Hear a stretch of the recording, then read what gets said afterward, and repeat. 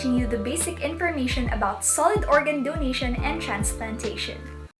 So a little history. Did you know that the first organ transplantation occurred in the year 1954 by Dr. Joseph Murray at Peter Bent Brigham Hospital in Boston? The procedure used a kidney from an identical twin, and the recipient survived for 9 years. Dr. Murray then received a Nobel Prize for his work in the year 1990. So with that, organ donation is the process of surgically removing an organ or tissue from one person and placing it into another person. That transplantation is necessary since it is a potential life-saving treatment for end-stage organ failure, cancers, autoimmune diseases, immune deficiencies, and a variety of other diseases. Did you know that there are different factors which needs to be considered in organ donation? The first one is the ABO blood group system. This system is considered to be the only blood group system which has a significant effect on clinical transplantation. If there is an ABO blood group system incompatibility, a very rapid rejection on the transplanted organ may occur, such as hyperacute rejection. The other types of transplant rejection are the following. Also, clinical histocompatibility testing should be taken into consideration. The testing involved in support of the transplantation are the HLA typing and HLA antibody screening and identification.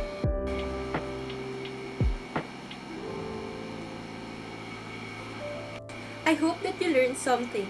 Till next time! Pangarap mo din ba maging parte ng buhay ng ibang tao kahit wala kang jowa? Pangarap ko rin. Buti na lang I discovered solid organ transplant. Yes, you heard that right. Pwede ka na mag-donate ng organs para maging parte ng buhay ng iba. Sa pamamagitan nito, kahit hindi ka nila iniisip, iisipin ka na rin nila. Pwede mag-donate kapag naka-register ka na bilang isang donor o kaya kapag nakasulat ito sa iyong will or living will o makikita ito sa likod ng iyong driver's license na kapag may nangyaring masama sa'yo ay pwede mong i-donate ang iyong organs. Pwede kang maging isang living donor o kaya isang deceased donor. Ito ang organs na pwedeng i-donate ng mga living donor at ito naman ang organs na pwedeng i-donate ng mga deceased donor. Sa pamamagitan nito, kahit wala kang jowa, parte ka na ng buhay ng iba. So, donate now and help save a life. Besh, nabalitaan mo na ba? There will be a one-day virtual concert. Kaso may problema. Wala na akong pera. Sa tingin mo, maghanap ba akong trabaho or dalawa naman kidney ko, benta ko na lang isa? Sis, seryoso mo ba dyan? Gusto mo ba talagang hindi mapunta sa langit? Alam mo ba na according to the Catholic Bishops' Conference of the Philippines, the dignity of a human person as an image of God includes not only his or her soul, but his or her corporeal being.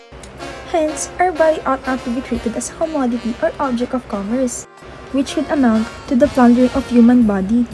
According to Malolos Bishop Jose Alvarez, Church supports organ donation as an act of charity, but never for money-making purposes.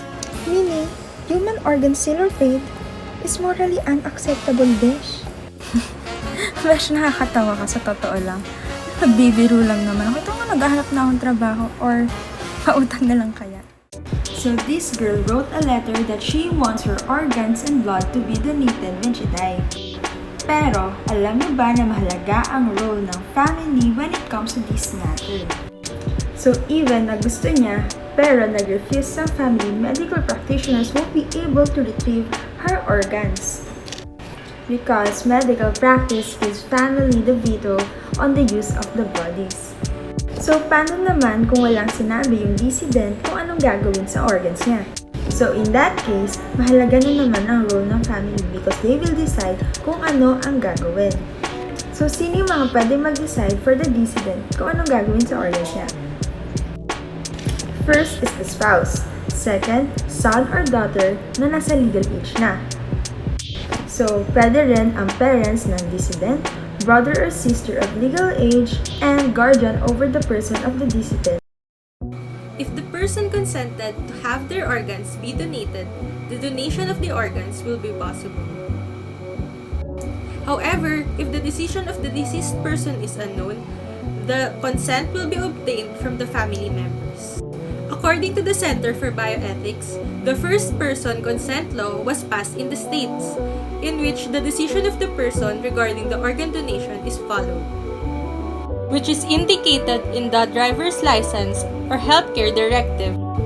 In the Philippines, the RA 7170, which is known as the Organ Donation Act of 1991, was created to legalize permission to use human organs for donation in order to save and improve the quality of lives of other people. The donation of organs should be done with consent and no financial incentives should be involved. Now let us move on to an administrative order present in the Philippines, which is the AO 2010-0019, or the establishment of a national program for sharing of organs from deceased donors. So what is this all about? AO 2010-0019 implies who can facilitate the organ donation, who can be a candidate for transplant, and what are the criteria for kidney transplantation. PhilKNOS, or the Philippine Network for Organ Sharing, is the organization that will facilitate organ donation and transplantation involving deceased donors in the country.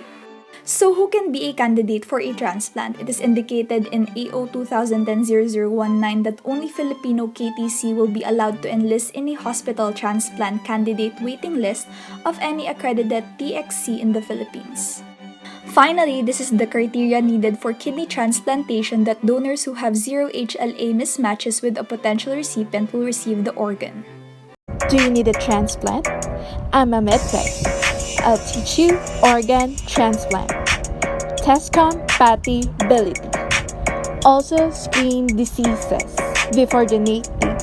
I'm a medtech. What is the role of a medtech during a solid organ transplantation? Hi everyone, this is your Eva's Princess, medtech student pickup for another Eva's Query about medical technology. So to answer this question, medical technologists are in charge for the screening of both donors and recipients of the organs. Donors are needed to be screened beforehand to check if there are any infections present in them that would make the operation in a position where the risks are higher than the chances of a good outcome. Recipients are also needed to be screened beforehand to check if there are any infections present. If the recipient has an infection, they might be disqualified for the organ transplant. Laboratory tests are also performed by medtechs to check if there are any infections or complications before and after the transplant operation.